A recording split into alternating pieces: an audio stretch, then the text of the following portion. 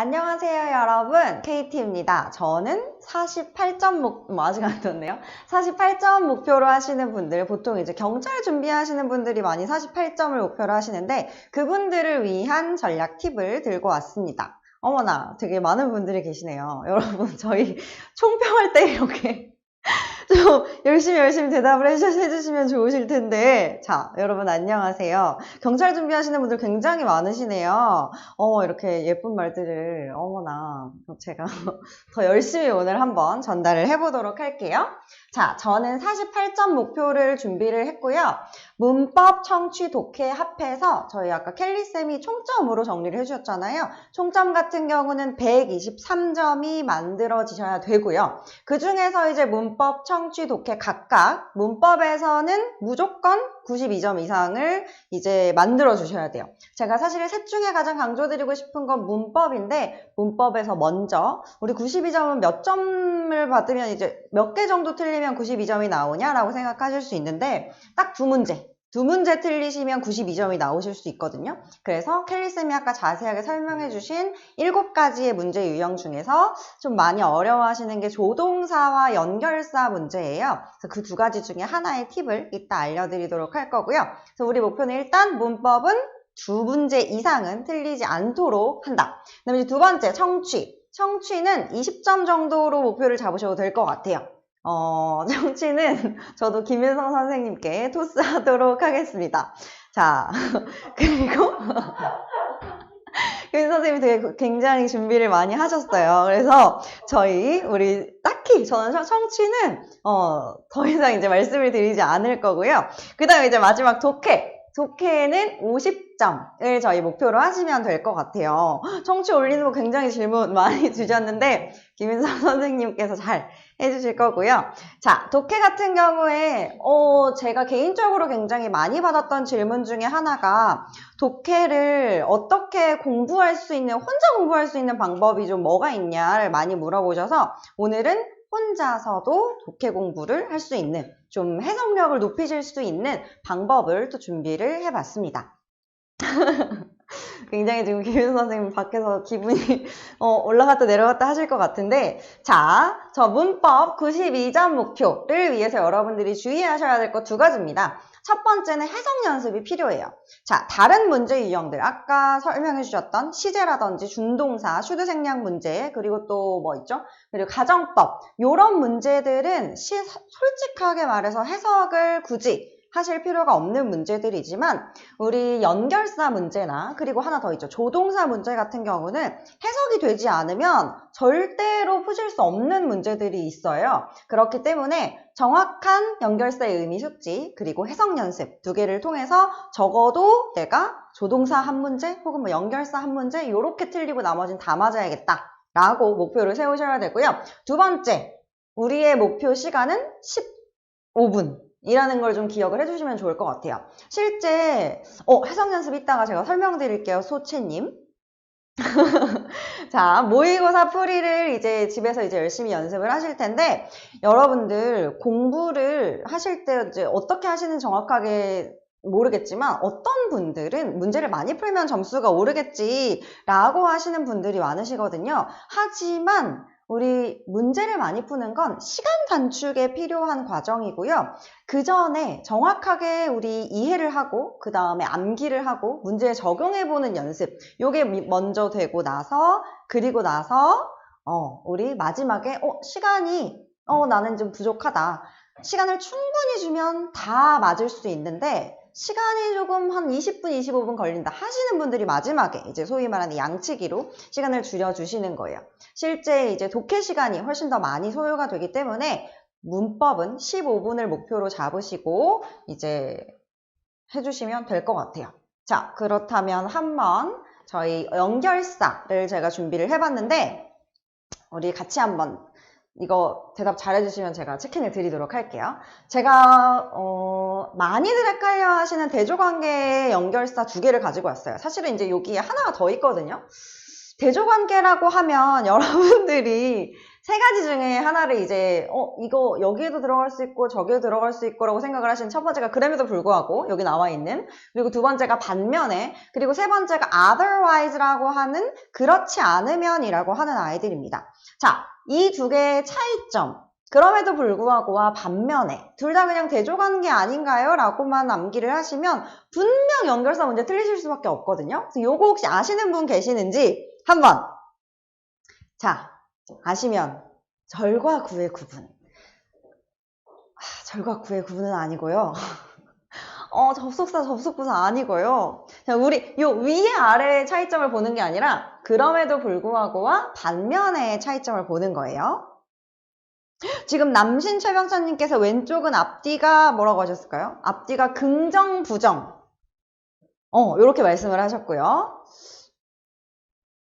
반면에는 앞뒤 문맥이 반대된다. 지금 약간 뭔가 하나씩 빠져 있는데, 역접이냐 순접이냐. 역접과 리제님에게 제가 치킨을 드리도록 할게요. 역접과 인과를 말씀을 하셨어요. 자, 역접과 인과, 약간 다 비슷비슷하긴 한데 가장 제 생각에 정확하게 포인트를 찝으셨다고 하셨던 분한테 제가 이제 드렸어요. 역접 같은 경우는 이제 보통 차이점을 얘기할 때 쓰는 애들을 이제 우리 역접이라고 하죠. 그게 반면에라는 아이입니다. 이 아이들은 서로 인과관계가 있을까요, 없을까요? 반면에로 연결되는 두 가지의 의미는 인과관계가 존재할까요? 아니면 존재하지 않을까요? 네, 박준서님, 없습니다. 이 아이들은 아예 상관없는 애들. 예를 들어서 나는 치마를 입었어, 내 친구는 바지를 입었어. 이러한 서로 다른 내용, 틀린 내용이 아니라 다른 내용일 때 쓰는 애들이 바로 반면입니다. 예를 들어서 앞에 문장에 그 코끼리는 코가 길다가 있고 뒤에 그 긴 코 원숭이는 꼬리가 더 길다라는 문장이 있으면 두 개는 인과관계가 없기 때문에 얘가 코가 길다고 해서 얘가 꼬리가 길어질 이유가 없고, 코가 짧다고 해서 꼬리가 짧아질 이유가 없기 때문에 그때는 반면에를 넣어주시면 되고요. 그럼에도 불구하고는 우리 인과관계가 있을 때, 하지만 그게 거꾸로 연결될 때 씁니다. 자, 저는 그걸 이제 역인과관계라고 부르는데, 자, 그럼에도 불구하고는 원인이 있지만 그 원인에 대한 결과가 반대로 연결될 때예요. 예를 들어서 나는 공부를 열심히 안 했다라는 원인이 나왔다고 합시다. 우리 공부를 열심히 안 하면 결과는 어떤 게 나와야 되죠? 시험에 합격을 해야 되나요? 시험에 합격을 안 해야 되나요? 굉장히 치킨을 원하시는 분들이 많네요. 하지만 제가 치킨집 사장이 아니라서 죄송해요. 그렇죠. 불합격을 해야 되는데 그럼에도 불구하고가 들어가면 반대 결과. 공부를 안 했어? 그럼에도 불구하고 나는 시험에 합격했어. 요런 문장이 연결이 될 때 쓰는 게 바로 그럼에도 불구하고 라는 아이입니다. 그렇기 때문에 그냥 역접은 혹은 대조는 요거 nevertheless, although, on the other hand, meanwhile 요런 애들이 있어 라고 넘어가지 마시고, 이 아이들 nevertheless랑 although는 역인과관계일 때 쓰는 애들이고, 그리고 on the other hand랑 meanwhile 같은 경우에는 서로 다른 내용, 인과관계가 없는 내용일 때 연결을 해주는 애들이구나 라고 정리를 하시면 좋을 것 같습니다.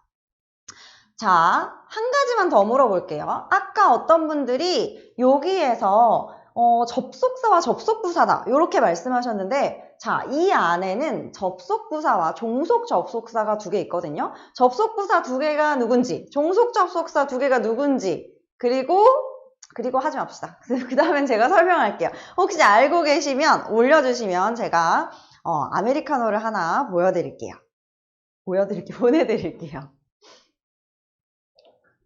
오케이, 자, 하나가 지금 나왔는데 85점 목표이신 분이 계세요?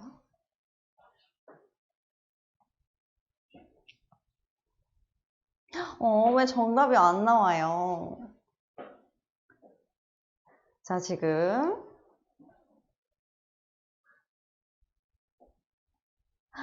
근무 중에 보시는 분들이 계시는군요. 못 들으신 분들 계세요. 자, 저희 조금 좀 비슷비슷한 이것들이 있네요. 지금 찬S님께서 어느 나라의 말인가요? 라고 이제 말씀을 하셨는데, 자, 박준서님. 박준서님께 제가 아메리카노 하나 보내드릴게요. 자, 접속 부사와 종속 접속사의 차이를 제가 여쭤봤고요. 차이가 아니라 이 분류를 한번 여쭤봤고요. 요걸 이제 모르시는 분들은 요거를 같이 공부를 해주셔야 됩니다. 접속 부사와 종속 접속사는 연결사의 종류 중에 하나인데 문장 구조상 들어갈 수 있는 위치가 달라요. 자, 예를 들어서 요런 문장이 있습니다. The book has won many awards. 그리고 쉼표가 있고요. Its controversial content has frequently been criticized. 그럼 우린 첫 번째 하셔야 될 게 아까 했었던 것처럼 역인과 관계인지 아니면 우리 대조 그냥 서로 다른 관계인지도 보셔야 되지만 두 번째로는 방금 우리 말씀해 주셨던 이게 종속 접속사의 자리인지 아니면 접속 부사의 자리인지도 구분을 해주셔야 문제를 풀어주실 수가 있어요. 그렇기 때문에 아까 말씀하셨던 것처럼 요 아이는 접속 부사, 요 아이도 접속 부사. 그래서 문장이 끝나고 쉼표 있으면 안 돼요. 점이 찍히고 그 다음 쉼표가 아니죠. 빈칸이 들어갔을 때 A나 B가 정답이 될 수 있고요. 지금 요 예문처럼 문장이 끝나지 않았어요. 한 문장 안에 두 절을 연결해 줄 때는 종속 접속사만 정답이 됩니다. 그래서 일단 저희는 A, B를 제외하고 시작을 하셔야 하고요. 자, 앞부분은 책이 많은 상을 받았다. 뒷부분은 controversial, 모르는 단어시면 외우셔야 돼요. 논란이 많은 내용이 종종 비판을 받았음에도 불구하고일까요? 받았던 반면에일까요? 진원님, 접속사는 세 가지가 있어요. 등위 접속사, 종속 접속사, 접속 부사. 그래서 좀 구분해서 보시면 좋을 것 같아요. 제가 명찬님은 안타까워서 아메리카노 하나 드릴게요. 자, 이런 분들이 계세요. 나 공부를 했는데 해석을 해봤는데 해석상 논리관계가 잘 안 보이지. 이런 분들이 이제 한글 공부가 필요하신 분들인데 우리 생각을 해보면 요게 인과관계가 있냐 없냐를 생각을 해야 되는 거잖아요. 그럼 그 책이 상을 많이 받은 거랑 그 책이 비판을 많이 받은 거랑 두 개가 인과관계가 역인과가 해당될까 아니면 전혀 상관없는 걸까를 이제 구분을 하셔야 되는데 한글로 봤을 때 자기는 나는 이거 아무런 상관이 없는 것 같은데 라고 이제 생각하시는 분들이 이제 연결사 문제를 굉장히 많이 힘들어 하시는 분들이 계세요. 얘는 민화를 쓰시면 안 되고 although 넣어주셔야 됩니다. 반면에가 아니고 서로 두 개가 전혀 관계없는 내용이 아니고 보통 논란이 되는 책들은 상을 받지 못하는데 그럼에도 불구하고 이 책은 상을 받았어 라는 거기 때문에 The book has won many awards. 그 다음에 although 넣어주셔야 되는 아이입니다. 은혜님 군법 96 받았어요. 축하드려요. 자, 우리 연결사는 여기에서 마무리를 해보도록 할게요. 사실 연결사 요거 오늘 말씀드린 대조관계 구분하기 우리 뭐랑 뭐 구분했죠? 그럼에도 불구하고랑 그거 말고 반면에 두 개 구분하는 거. 그 다음 두 번째가 문법적인 차이 구분하기. 요 두 개만 하셔도 정말 굉장히 많은 오답을 소거해 가실 수 있기 때문에 요거 잘 기억해 주시면 좋을 것 같고요.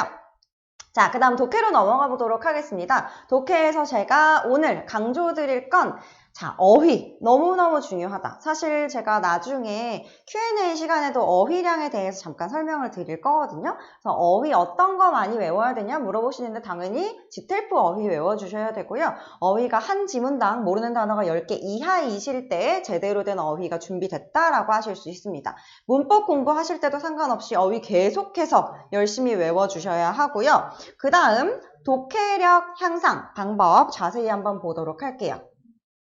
독해력 제가 설명드리는 지금 이 방법은 여러분들이 집에서 혼자 해보실 수 있는 방법인데요. 먼저 지문에 있는 문장이나 문단을 한글 해석을 적어보시는 거예요. 한글 해석을 먼저 적어보고 해설본과 비교해서 자기가 어떤 부분을 해석을 오류를 가지고 있는지 확인하시는 방법입니다. 자, 제가 예문을 하나 가져왔는데요. 제가 한 5초 정도 시간을 드려볼게요. 한번 쭉 읽어보시고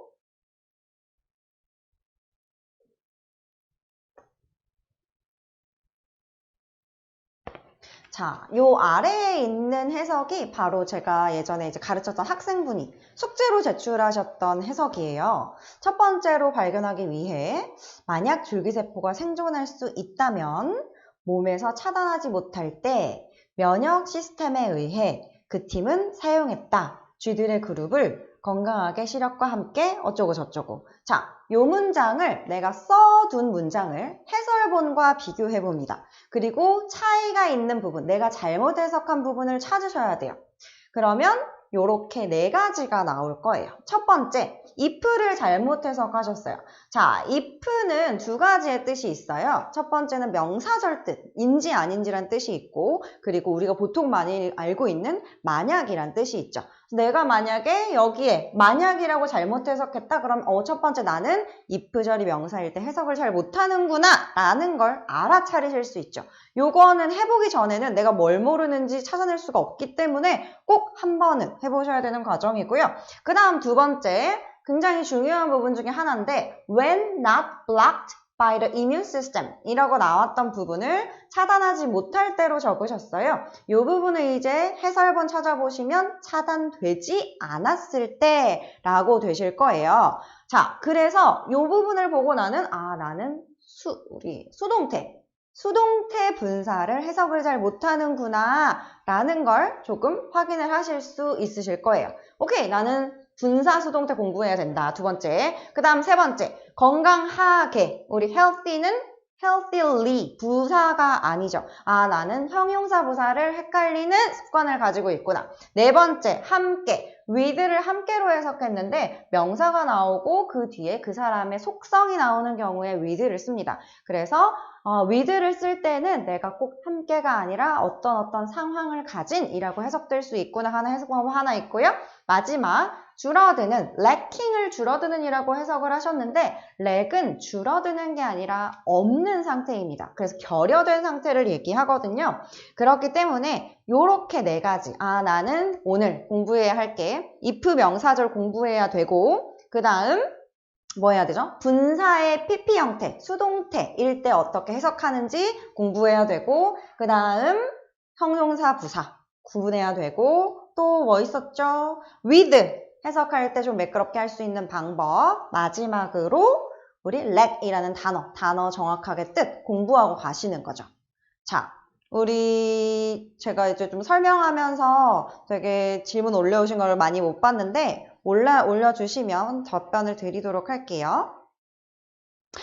베트남 아가씨께서 이제 중요한 질문을 하나 해주셨는데요. BPP가 수동태인데 저 문장에서는 blocked 앞에 비동사가 없다. 이 아이들을 이제 분사라고 해요. 그래서 보통 많이 틀리시는 부분 중에 하나인데 틀린 문법 공부하실 때 이런 식으로 분사를 네이버 창에 그냥 적어보시면 됩니다. 그러면 거기에서 굉장히 어떤 과정을 통해서 왜 비동사가 생략되고 PP만 나왔을 때 수동이 되는지 알려줄 거고요.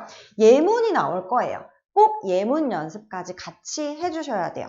비동사가 생략되는 이유는 잠깐 설명드리면 지금 네, 어떤 분께서 설명을 또 해주시고 계신데 우리 분사 같은 경우는 보통 주격관계대명사 더하기 비동사가 생략된 아이다 라고 생각을 해주시면 편해요. 그래서 지금 여기서 우리가 열심히 말할 건 아니기 때문에 그냥 명사 뒤에 PP가 남아있으면 그 뒤에 목적어가 없으면 수동태구나 라고 해주시면 될 것 같아요. 그래서 저희 좋은 질문 주셨던 베트남 아가씨 퀵스타터 교재 한 권 드리도록 하겠습니다. 마지막 예문 연습까지 해주시면 될 것 같고요. 정리 한번 해볼게요. 첫 번째, 문법 92점 목표 받으셔야 되고요. 우리 연결사까지는 적어도 완벽하게 정복을 하자. 2문제 틀리는 거 조동사로 가자. 연결사까지는 다 맞아보자. 이걸 위해서는 해석 연습 필요하고요. 연결사 차이 숙제 필요합니다. 그 다음 양치기 하셔서 문제 풀이의 가장 이상적인 시간은 15분 정도로 생각을 하시면 되고요. 독해 같은 경우 무조건 단어 가장 중요합니다. 이제 우리 아까 단어에 관련해서 물어보셨는데 제가 이따 Q&A 시간에 단어 암기에 대해서는 어떤 책 보시는 게 좋고 얼마나 외우셔야 되고 전부 다 대답을 해드릴 테니까 조금만 이따가 좀 질문을 해주시면 좋을 것 같고요. 독해력 높이시는 방법 중에 하나로 혼자 해석을 써보고 내가 해설지와 비교해서 어떤 부분을 모르고 있구나 확인하실 수 있는 방법 설명을 드렸습니다. 그러면 저희 오늘 굉장히 많이 들어와 주시고 또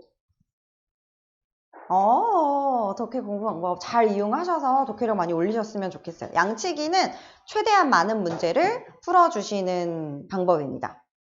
그러니까 우리 책을 많이 쌓아놓는다고 하잖아요. 그걸 보통 양치기라고 생각을 하시면 돼요. 자, 그러면 저희 대망의 드디어 청취를 설명해 주실 윤성쌤에게 이제 마이크를 넘기고 전 나중에 Q&A 시간에 또 뵙도록 할게요.